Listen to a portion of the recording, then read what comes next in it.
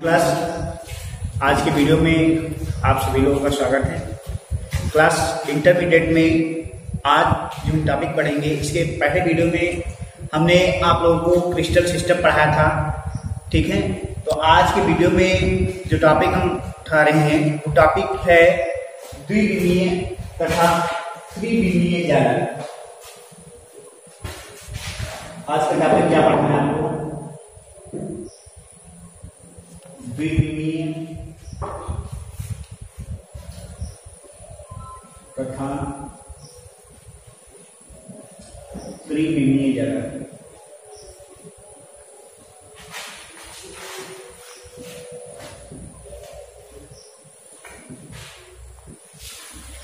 क्या टॉपिक है? द्विविमीय तथा त्रिविमीय जालक। क्या होता है द्विविमीय जालक या त्रिविमीय जालक? तो इसमें क्या बताएंगे कि वह जालक जो दो विमाओं में व्यवस्थित होता है। क्या बताएंगे कि वह जालक, जैसे नाम दिया द्विविमीय, मतलब वह जालक जो दो विमाओं में उपस्थित होता है उसे क्या कहते हैं? द्विविमीय जालक कहते हैं। क्या कहते हैं? द्विविमीय जालक कहते हैं। तथा आगे लिखा है द्विविमीय तथा त्रिविमीय जालक। मतलब द्विविमीय जालक किसे कहते हैं और त्रिविमीय जालक किसे कहते हैं, दोनों के बारे में बताना है। तो आप क्या बताएंगे कि वह जालक जो दो विमाओं में उपस्थित होता है उसे हम द्विविमीय जालक कहते हैं, एवं तीन विमाओं में उपस्थित जालक त्रिविमीय जालक कहलाता है। क्या बताएंगे? वह जालक जो दो विमाओं में उपस्थित होता है उसे हम द्विविमीय जालक कहते हैं, एवं तीन विमाओं में उपस्थित जालक त्रिविमीय जालक कहलाता है। क्या तीन विमाओं में उपस्थित जालक क्या कहलाता है? त्रिविमीय जालक कहलाता है।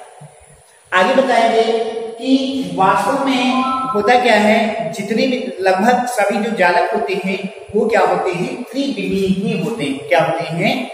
त्रिविमीय ही जो जालक होते हैं क्या होते हैं? त्रिविमीय होते हैं, ठीक है। तो ये क्या बात हो गई द्विविमीय तथा त्रिविमीय जालक की, ठीक। ये क्लियर हो गया कि दो विमाओं में उपस्थित जालक द्विविमीय जालक और तीन विमाओं में उपस्थित जालक त्रिविमीय जालक कहलाता है। वास्तव में सभी जो जालक होते हैं क्या होते हैं? त्रिविमीय जालक होते हैं। आगे जो नेक्स्ट पॉइंट है वो पढ़ेंगे उपसार संयोजन संख्या।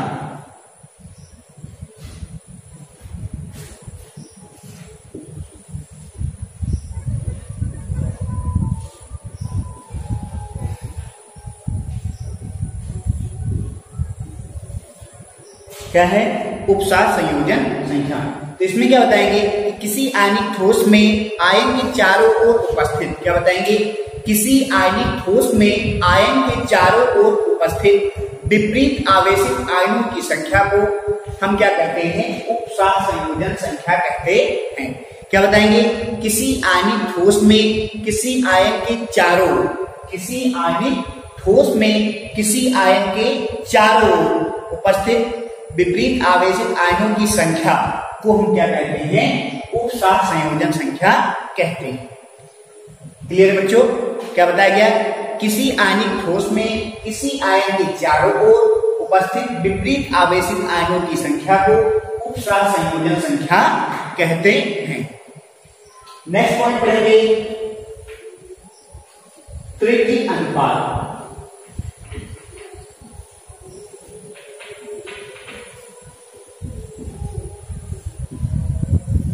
पढ़ेंगे त्रिज्यीय अनुपात।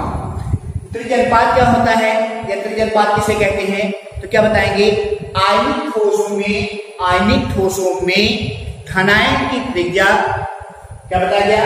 आयनिक ठोसों में धनायन की त्रिज्या तथा ऋणायन की त्रिज्या के अनुपात को हम क्या कहते हैं? त्रिज्यीय अनुपात कहते हैं। मतलब क्या बताया गया कि आयनिक ठोसों में धनायन की त्रिज्या तथा ऋणायन की त्रिज्या के अनुपात को हम क्या कहते हैं? त्रिज्यीय अनुपात कहते हैं। त्रिज्यीय अनुपात इक्वल टू क्या होता है? R प्लस अपान R माइनस।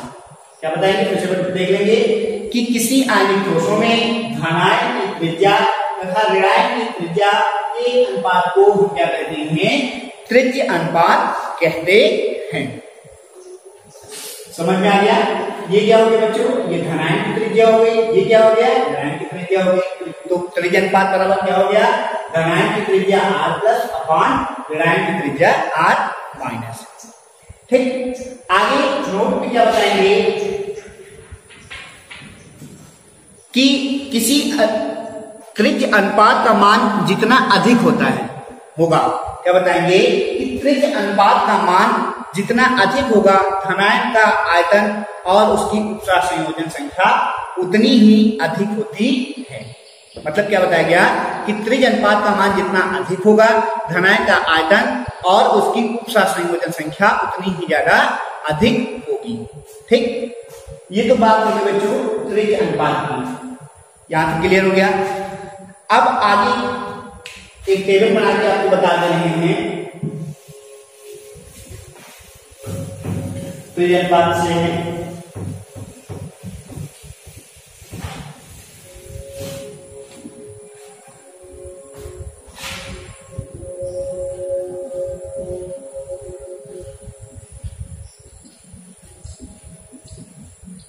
त्रिज्य अनुपात, यहां देखिए उपसरह संयोजन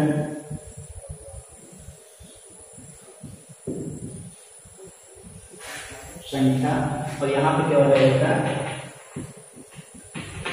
क्रिस्टल की संरचना।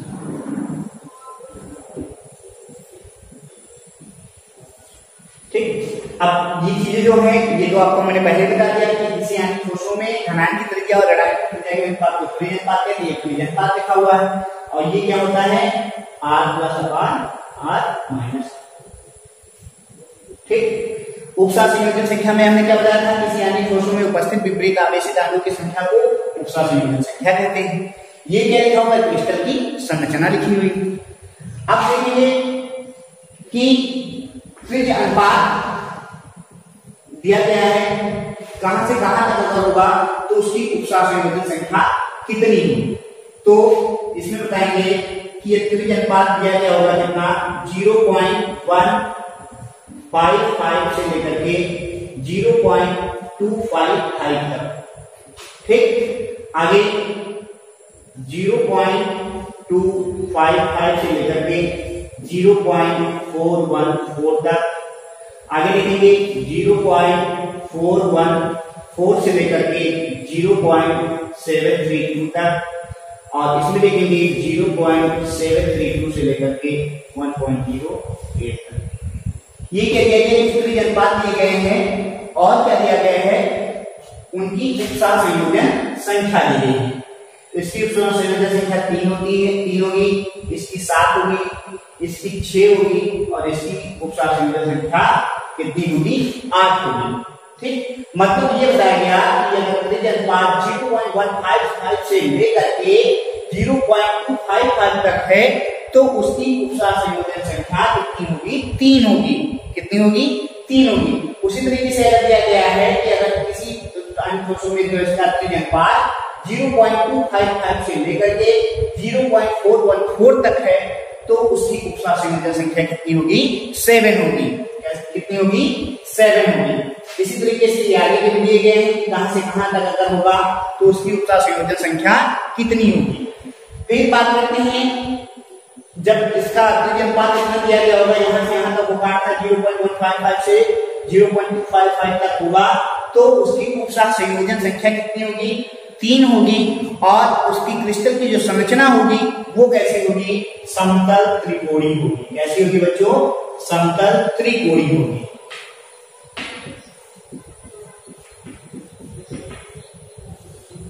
ठीक, उसके बाद में दिया गया 0.255 से लेकर के 0.414 तक, तो इसकी संरचना कैसी होगी चतुष्फलीय होगी।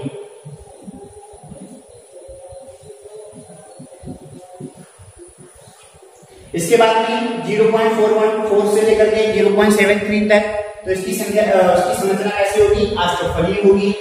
कैसी होगी अष्टफलीय होगी। इसके बाद में 0.72 से लेकर के 1.08 तक, तो इसकी संरचना कैसी होगी घनीय।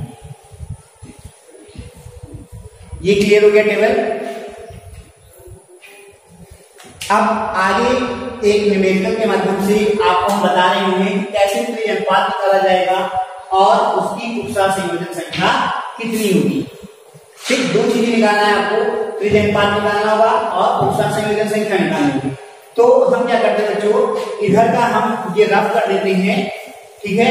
और ये बताया गया है, टेबल में ये बताया गया है कि अगर त्रिज अनुपात 0.155 से लेकर के 0.255 के बीच में आता है तो उसकी उपसह संयोजन संख्या 3 होगी।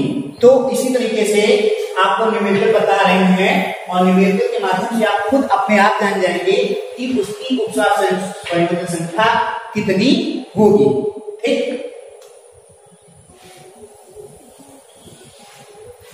दिया गया है दो आयनों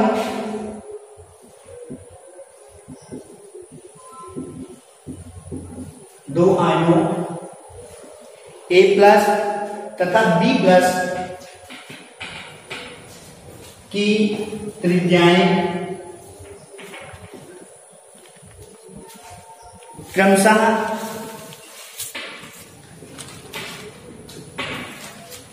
88 pm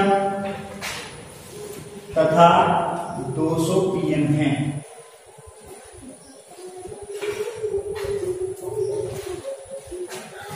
यौगिक AB निबिड संकुलित क्रिस्टल है। यौगिक AB निबिड संकुलित क्रिस्टल है।